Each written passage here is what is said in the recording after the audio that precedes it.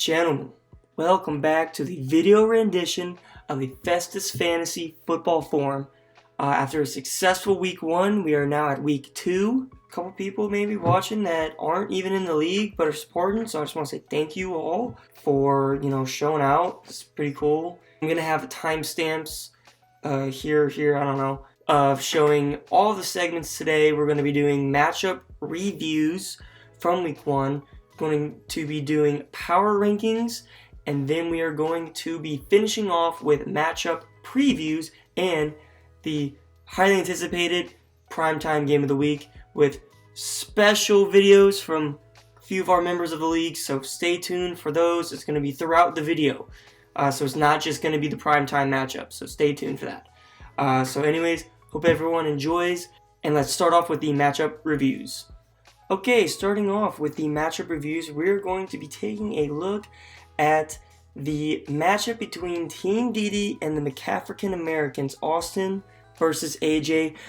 AJ getting the job done week 1. This was on the back of Christian McCaffrey. As I stated in the preseason, this team would live and die by McCaffrey, and sure enough it did. And today it won. Team Didi, I don't know. It's just a tough week. Flexes clearly did not help. They did not want to show up today. And, you're going to have those days. And I'm excited to see where these teams go from here. So, McAfrican Americans moving to 1-0. Team DD falling to 0-1. The next game I want to review is the insane finish to the Bijan Mustardson and Team Armani game. Holy shit. Josh Allen fucking sold. I feel bad for Judd. Tony gets away with a bad Bengals performance from T. Higgins and Chase.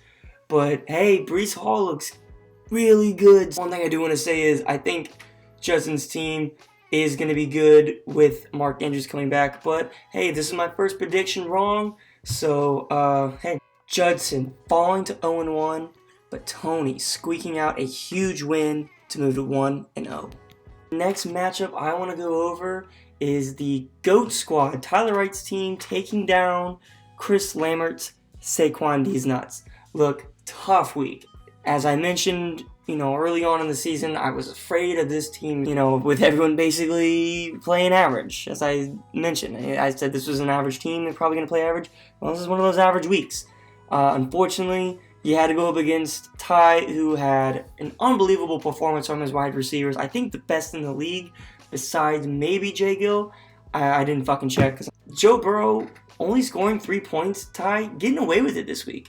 But what's so special about this performance was that he did it without Travis Kelce, his first round pick, and that's scary. That's a really good win without your first rounder. I messaged Chris, just kind of seeing how he felt about this week. Obviously a really tough loss. Technically having the lowest amount of points this week, but I did reach out. This is what he had to say about his team. Roll the clip. Week 1 in the books. You never really know who to play at quarterback week 1, especially if you don't go out there and draft a top guy. And, I played Jared. He played solid. My first round pick, Saquon Barkley. I didn't get what I wanted out of him. Got 9 points, solid, but you want upwards of 20 points from your first round pick. You can't expect that weekly, but that's just something you want to see. And then I think my second round pick was Najee. The Steelers just shit the bed, bro. I don't know what the fuck they thought they were finna do versus the Niners, but that game plan, fuck, dude. I hope they figure that shit out because I got 2 of them, and they need to figure that fucking thing out. And then, of course, the next team that got fucking pummeled was the Giants, and I have a stack there with Darren Waller, too. He played as good as he possibly could. Daniel Jones played like fucking Kenny Pickett, too. It was fucking awful. And then, Rashad White didn't pan out the way I thought he would week 1, but, it's a long season.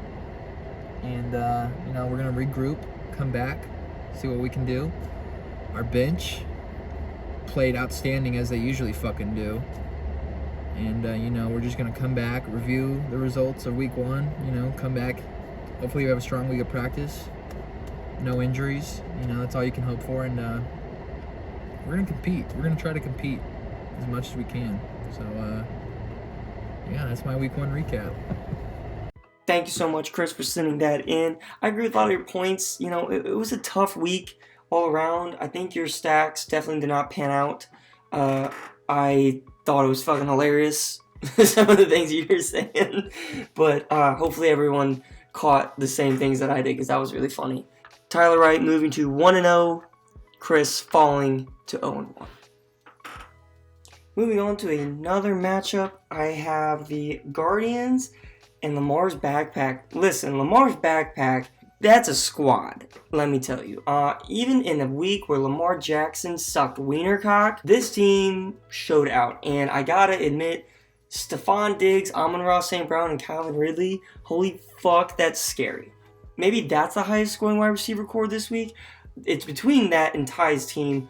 My team really had no shot. I didn't have anyone put up over 20 besides my quarterback, which Deshaun wasn't a pleasant surprise, truthfully. But just a bad week of matchups, I think. I'm still high on this team. But look, Jay Gill came in with a purpose. If you don't remember, last year he lost to me week 1 by 1 point. I think less than a point. I remember it was a Seahawks game against the Broncos, and Jerry Jeudy sucked. I remember it. Jay Gill gets his revenge on me. The Guardians fall to 0-1, and Lamar's backpack moving to 1-0 for the first time in a long time. The next matchup I'm going to be looking at here is Chubb Checker and the Little Giants matchup. Listen, this was a complete buttfuck by the works of Tyreek Hill. 30-point win for Brock's Little Giants. Jordan's team just did not show up today. I think Trevor Lawrence, Chubb, and Henry are going to be decent, but yeah, as I'll get to later on, Kittle and Debo just, gosh, that scares me, and it's not a good stack. On top of DeAndre Swift being fucking useless, basically me out there.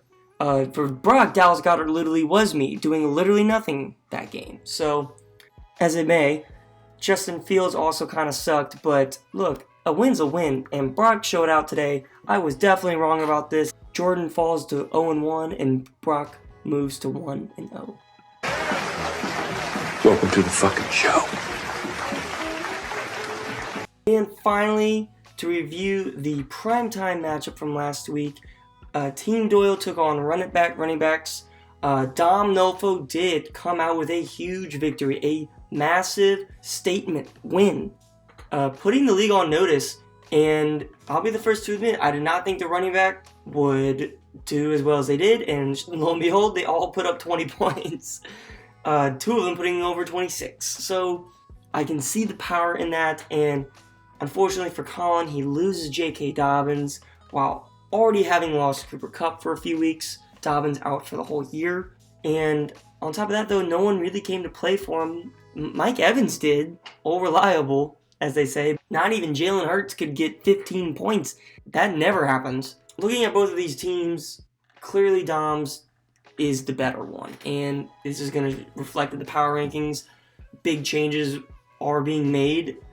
But a statement win for Dom. An unfortunate loss of J.K. Dobbins for Colin. Many questions that he's going to have to figure out. You know, how does he stay afloat? Who does he find? Who does he plug in? Who's going to step up for this Team Doyle? While running backs is going to ride this running back train. Alrighty, getting into the power rankings portion of this episode. Starting off, number 12, unfortunately, it is going to be newly changed Saquon D's Nuts, Chris Lambert's team. You know, it's nothing personal. My concerns at the preseason were correct, okay? It's an average team, it doesn't have high ceilings, and look what happened. I don't even think anyone met their projection, besides maybe A.J. Brown. But, Chris, you're one of the lowest scoring teams this week, and truthfully, I'm worried about your team. Granted, you do have Jerry Jeudy out and Brian Robinson on the bench, and Algier, but, yeah, I think number 12 is a good spot for you. Number 11, controversial maybe, but I have Chubb Checker going into the number 11 spot. The reason for this is obviously the Nick Chubb and Derrick Henry relationship that it's good, it's strong, it's going to help a lot. It's going to carry you to some wins this season. But the problem is the stack of Deebo Samuel and George Kittle, as I said in the preseason, that stack is just not going to work. And in a game where you have 30 points scored and the offense is just hitting on all cylinders, it is pretty unfortunate and a bad sign that Deebo and Kittle aren't breaking near their projections and they're not getting near the volume, especially George Kittle. Very underwhelming. On top of that, you don't really have good flexes. I think Terry McLaurin will be just fine, but DeAndre Swift, I would drop him, truthfully. So, obviously, this isn't going to be the whole year, I don't think, but going into week 2, I have Mez, number 11. Number 10, I have Team DD. Well, it's not that the team underperformed, because you have great performances from Herbert, from Jay Jettas, and Devonta Smith. I think you're 3 best players, and they showed out. If a guy gets injured, it's going to be really bad for your team. On top of your running backs maybe not getting the best volume that you'd like to see from your RB1 and 2, but I think this is a soft number 10 spot. I don't think this is the worst team by any means, and I think maybe it's just an underperforming week. But I do see the concerns with the flexes and the lack of depth, and that's why I'm going to put you at 10. Just for now, I just think going into week 2, number 10 is a good spot for you, but later on in the season, I think you will have tons of room to grow. Moving on to number 9 here, I have, unfortunately, a big fall from grace. I have Team Doyle falling all the way to number 9. Objectively speaking, this is not a bad team. I still love Jalen Hurts, Mike Evans, Mike Williams, Cole Kmet, surprisingly great week 1, but with the loss of J.K. Dobbins and Cooper Kupp, it's going to be tough for this team to stay afloat. Looking at the future for these next couple weeks, I think Team Doyle needs to really try and focus on just staying around 500. If this team can stay at or around 500, I think it's going to be actually a pretty good spot for them heading into the later season. Unfortunately, just 2 big injuries is going to hold this team back, especially when maybe there's a little uncertainty in that running back room. To finish, Team Doyle falling to number 9 this week. Moving on to a guy I feel I disrespected, and I apologize. We have the Little Giants, Brock Lambert's team. Wow. Great week 1. Tyreek Hill, he can absolutely change a season, not just games, a season. And he was without Jonathan Taylor, and for some reason he likes to point out Christian Watson. I don't think he's good at all, but regardless, he likes both of them. And he still put up a very respectable week, but the reason that you are not any higher, even though you did win, you're the lowest team with a win, because Tyreek Hill's not going to go out and get you 44 points, 45, 50 points every week. And that lies the problem. You have Justin Fields, who you drafted based off of his rushing ability, and going up against a defense like the Packers, he's going to face other tough defenses. He got exposed, and who knows, he might not even finish the season. He looked terrible. I will say the bench doesn't look good as well, but early in the season, I'm sure things can change. Whenever Watson and Taylor come back, that will add some depth for you, barring any future injuries. But congratulations on the win. I was wrong with that prediction. So, Little Giants, number 8. Number 7, I have Bijan Mustardson, Judson Holland's team. Quite frankly, I don't hate this team. I actually really liked it coming into the season. Not having Mark Andrews is a pretty big hurt for your team, as it would be any team, really. I think putting Bijan Mustardson at 7 is a good spot because you still are in that playoff race. One bad week is not the end of the world by any means. Let's be honest, Josh Allen had a bad week. I'm not counting that against this team. You still have top-tier guys at every single position, and they will show out for this team in the later weeks. Now, I will say that the flexes for this team I actually really do like, and I think they're going to really help this team moving forward. So definitely going to be looking out for that, but I think number 7 is a great spot for Judson. Definitely not out of it. Right there in the mix. Let's say a soft 7, you know. It was a tough Monday night, so I need to give him that at least. So, Judson at 7. Moving on to number 6, I'm putting the Guardians of Your Mom's House in this spot. My team, I think that it's just like Judson. It was a tough week, you know, low scoring. You don't like losing, but there are some positives to take away. I wasn't out there putting up zeros. All my players, they did come to play. I think the main thing I took away from this team that I'm looking forward to seeing in the later weeks is the depth. The bench I had one of the highest scoring benches of the week. I think the highest scoring one. And that wasn't because of one player. That was all around output. And that's a good thing, especially in the league where depth is scarce. You're going to have to shake off, you know, the bad weeks. So, number 6, the Guardians. Number 5, it is Team Marmani, Tony Marmani's team. Fuck you, Tony, for making me have to basically redo so much of this. Because your team just wanted to show up and win on Monday night. And you know what? Good for you. Truthfully, I think first time I recorded this, I was a little too harsh as it was. So, honestly, I'm kind of thankful for that. Because now, looking at it, your running backs, I think, are really, really good. I did not expect Breece Hall to be this good straight away. I do have the concerns of Jamar Chase and T. Higgins. That stack, I still don't like. I don't think it's going to be good for you long term. It's just one of those things where you're going to have to live and die by the Bengals offense, and I don't like the idea of putting all my eggs in one basket. Specifically, in a wide receiver room of one team. Like, you're literally putting your whole wide receiver investment into one team where it could all go to shit. It could. Apart from that, though, I do think you have a solid team. I think there'll be better weeks ahead, obviously. I can see the firepower. Again, fuck you for making me have to redo all this, but thank you for your service. Coming in at number 4, fresh off his first win of the season. It might be his first week 1 win in a very long time. I don't remember when the last time Jaden won week 1. Regardless of the fact, this team is good. It's proven that with the wide receiver core.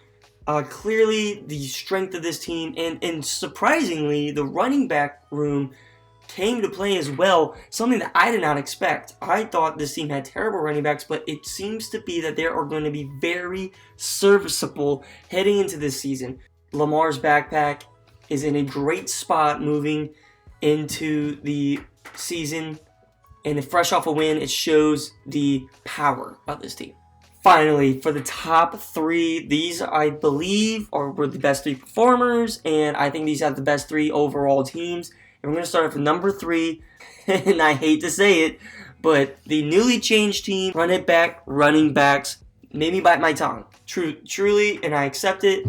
Tons and tons of power in the running back room, and it clearly carried Dom to a win over Team Doyle. I still have him capped at the 3 spot because the wide receiver position is, truthfully, it's not good still. Christian Kirk, wide receiver 1, he's not going to cut it. Zay Flowers, I know he put up a good game, but he's not going to be able to do that every single week. I think this team is very dangerous, especially with Kamara coming back. My only concern is, where are the wide receivers? What are you going to do about the volatility running backs will inevitably give you? And we're going to see that later on this year. I'm going to be covering it, obviously. I think this is a top 3 team. Clearly, it showed week 1, highest scoring team week 1, I believe. So running backs, number 3. So that means coming in at number 2, we have the McCaffrey Americans, AJ Forrester's team. And as I stated in the preseason, this team is going to live and die by Christian McCaffrey. And lo and behold, McCaffrey goes off week 1. Obviously, the flex position might be a little weak, considering A.J. Dillon is your flex number 2. I digress. The McCaffrey Americans coming in at number 2. A.J. Forrester with a strong start to the season, looking to keep that momentum going into the rest of the year. That means, gentlemen, the number 1 team going into week 2, the GOAT Squad, Tyler Wright's team, And I gotta say, even without Travis Kelce, this team looked dominant. The three-headed monster of Olave, Waddle, and what would have been Kelce, but ended up being Ayuk, went absolutely absurd. And that's with Joe Burrow laying a fucking goose egg because he sucks. Sorry. This team is overall, all around, very good. The wide receiver room clearly is now in the discussion for one of the best in the league. I think after week 1 it is, based on points. It's just so deadly. And this is the problem that I have with Dom's team, because I think these wide receivers that Tyler has is going to be more consistent than the running backs that Dom has, right? So whenever you go 4 wide receiver as opposed to 4 running back, I think you're going to get a more consistent team. And that's why I put Tyler here at the number 1 spot. He has a consistently built team, I believe, and I think it's going to carry on throughout the season, barring injury. Now, this is a Tyler Wright team, so injuries are bound to happen. It happens every year.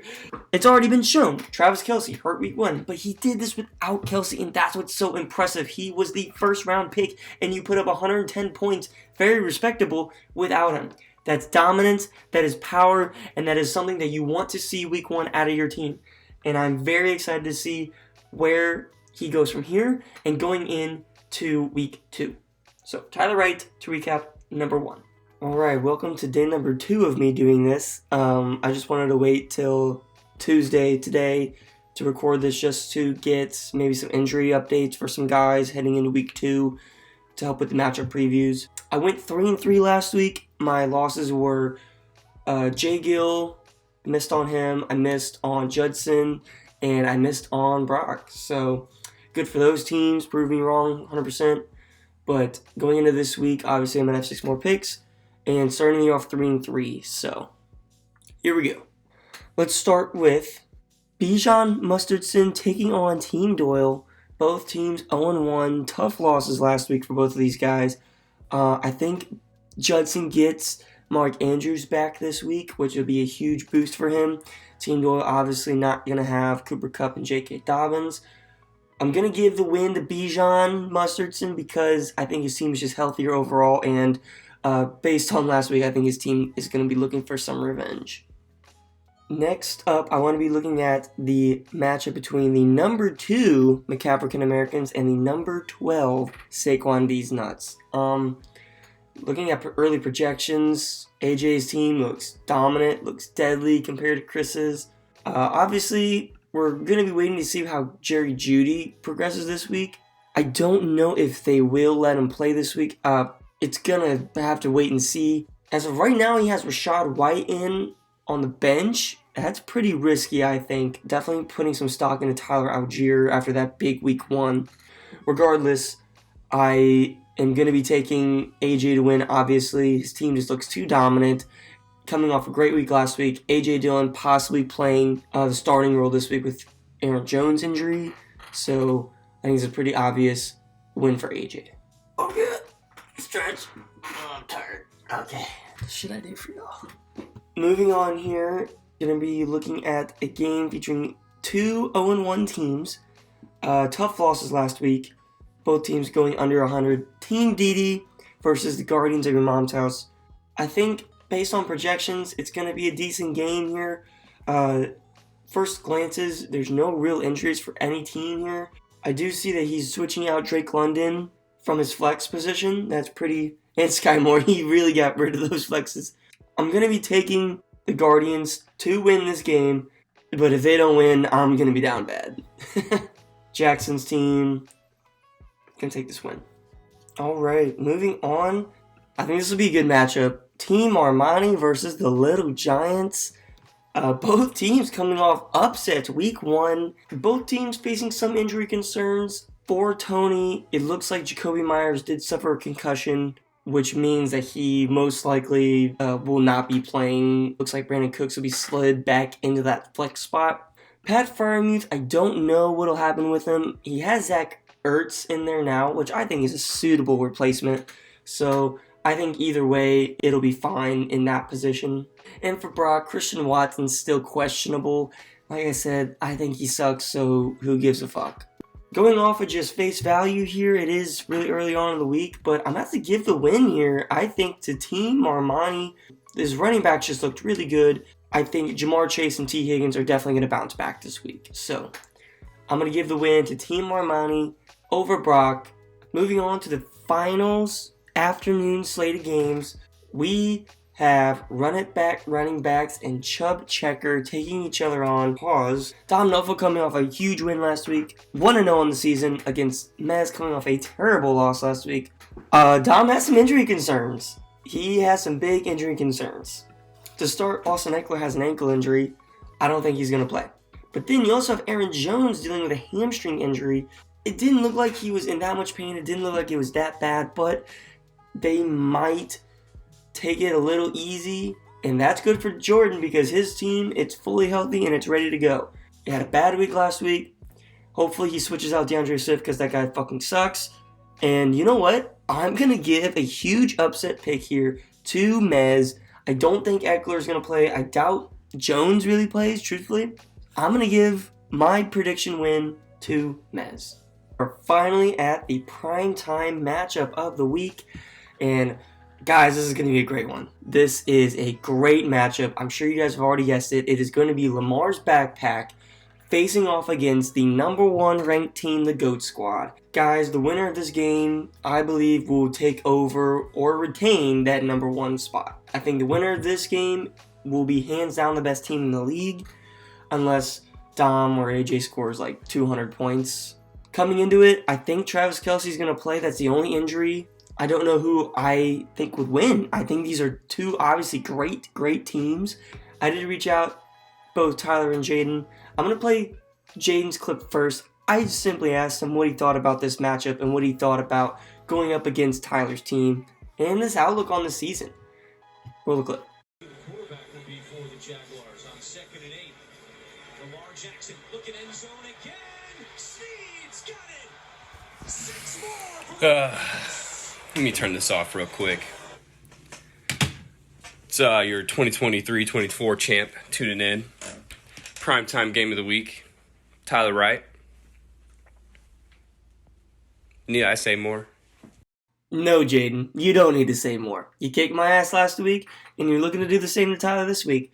Clearly confident in his team this year. We're going to go to Tyler now. We're going to see what he has to say about this week and his team moving forward.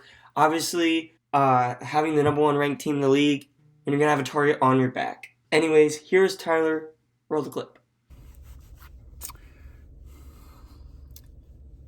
You know, Jags, I don't have a whole lot to say. Big win last week. Team showed up, even without Kelce. We look great. It's gonna be scary when he comes back. And Jay's one of my good buddies, you know, and it's nothing personal. He's just in my way. It's as simple as that. And we're here to dominate. Get out the way. Not fooling around this year. I can see it. I can feel it. He wants to win. Jaden wants to win. This is going to be a great matchup. Definitely perfect for prime time. I think it's going to be a 50-50 back and forth game, especially with Kelce coming back. I'm going to give my prediction win to Jaden, and I think it is because his running backs, actually, the thing that I criticized the most coming into the season, I think his running backs are going to carry him to this victory because everywhere else is pretty much even, but I think Jaden's running backs are really going to set him apart this week. So just to recap my picks for this upcoming week, I have Judson winning, I have AJ winning, I have Jackson winning, I have Tony winning, Mez winning, and finally in primetime, I have Jaden Gill winning and inevitably taking over that number 1 spot in the power rankings. Hope everyone enjoyed this week's episode. I know it was a little longer. I think moving forward, I'm going to try and make it a lot shorter. I want to keep it under a certain amount of time, and I think I went kind of crazy on the power rankings, so just expect this one to probably be the longest one. Another point I want to make is, guys, let's make some trades. Let's get some trades coverage, okay? We haven't had anything happen this year. I think everyone's kind of scared to trade. Let's make something happen. Open those DMs, open those phones. Let's make some calls. Anyways, good luck to everyone in week 2. Unless your name is Austin, I hope you lose. Signing off.